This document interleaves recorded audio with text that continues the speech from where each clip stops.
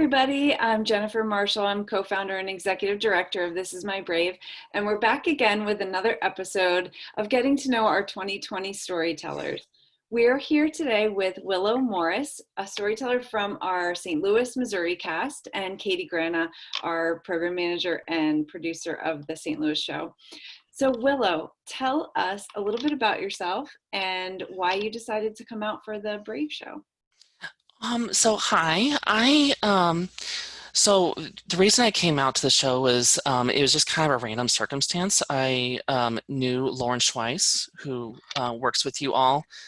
She happens to be my sister-in-law's friend, and basically just randomly reached out to me and got me to do this, and led me down a very different path than I may have otherwise had.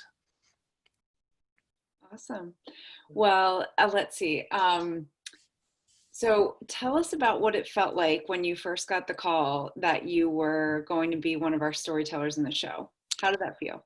Um, so honestly, it was just a bit surprising for me. Like, and again, this was my response to Lauren too when she first asked. I didn't honestly really know that I'd have a story that would really be of interest to this particular show.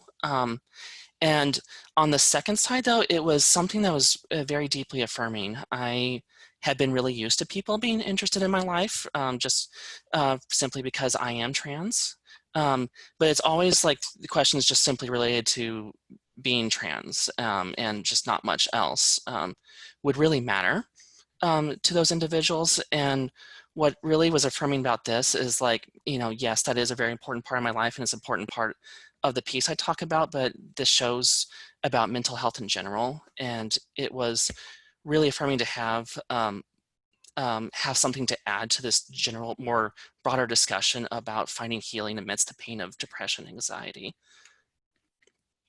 Yeah, absolutely. And I think that what's so important about your piece and everyone's piece is that, again, it shows different faces and different lives that live with mental illness, or whether it's diagnosable or not, that we all go through things regardless of age, gender, race, everything. We're all in this together, and there's different faces and different realities of it. Absolutely. Yeah. And Willow, with that, will you tell, like, what do you do for a living?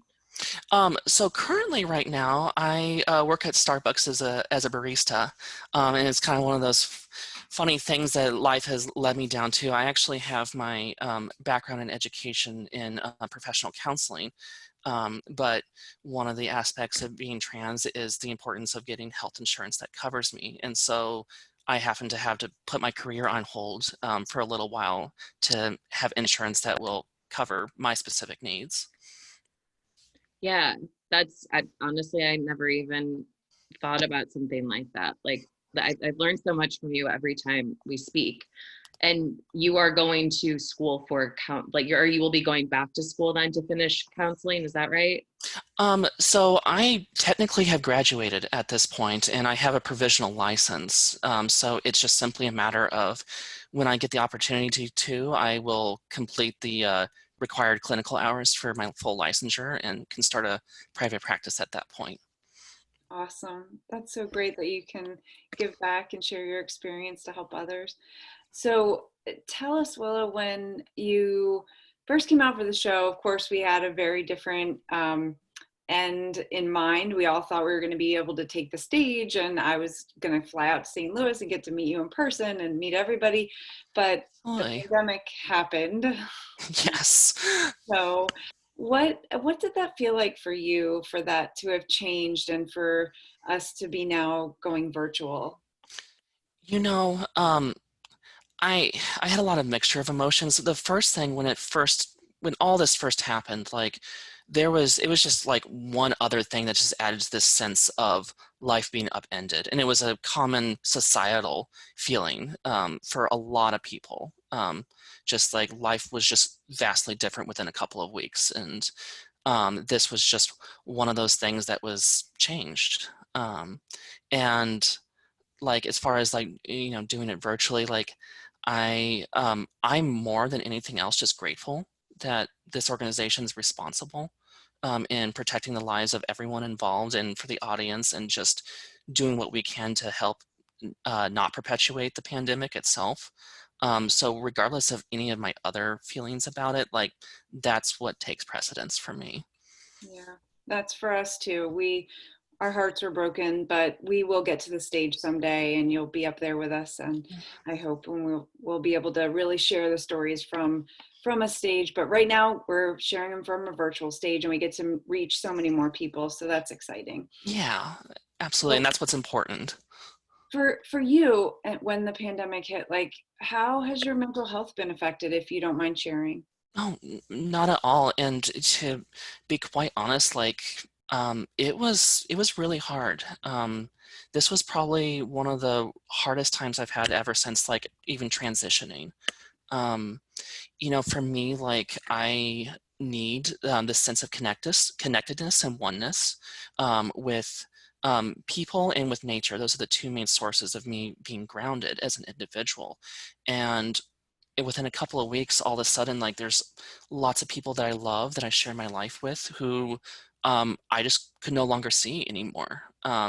And for me, one of the things that really hit home, there's a particular place outside of St. Louis that I would always go to to go be with my tree friend, and I would I talk to my tree and to unload my burdens and to kind of find that sense of reconnection. And there's a river that runs along this park that I would always go to as part of my ritual, as part of staying grounded. And that park closed when COVID happened. And it really had this existential loss to me, because I lost something that really rooted me in myself and with the rest of reality. And so I had a really hard time adjusting to that.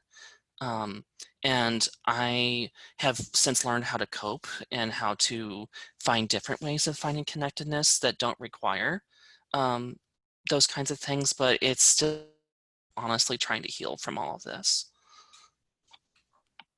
Yeah, I mean, it was one thing when we were locked in our houses, and then to have all the state parks closed and everything, it was like, oh my gosh. And yeah, you just didn't know when it was going to end. And your Absolutely. piece talks a lot about your love of nature and your relationship with it. So when your piece is released, I think it'll make sense to people of how important that is to you. Yeah. So we will be on the stage one day in St. Mm-hmm. Do you think that your piece will be the same when we go on the show? Like, do you think that this year has had an effect on you that will change your story? 100%, yeah. And honestly, I would have, being the place I am in now, I would have written it entirely differently. Not in a bad way. Like it's still very true to who I am, but um, you know, even without this pandemic, like I am very much rapidly growing and changing, because for me, like I've only been truly alive for the last 5 years. So time is very much it's different relative to most adults my age. So like I'm very different than when I first auditioned. So I am actually looking forward to when we can be on stage, because I'll get to tell a very different kind of story. What do you hope, Willow, that folks take away when they hear your piece? The biggest thing, and this is always important to me, is having a deeper and more empathetic understanding to trans individuals, and also giving space for a variety of experiences of being trans and just being human in general, that don't have to follow these molds and patterns that usually are presented by the media.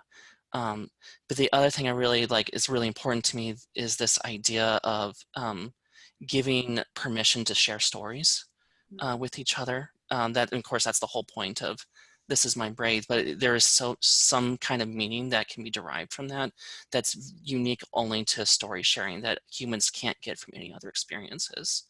And too much, our society tells us like we shouldn't talk about those things. We shouldn't really, it's not really important. And I feel very much to the contrary of that. And the more stories I hear from different people from different walks of life, the more I value and treasure those, and would love to show that it can be a really valuable thing for everyone who watches and hears it. That's why we're so appreciative of you for joining the This Is My Brave family and for being a part of our very first St. Louis show. Willow, thank you so much for being with us today and for taking time out to share a little bit about what's to come. And we will look forward to seeing your performance in the virtual show. I look forward to, and thank you so much for everything.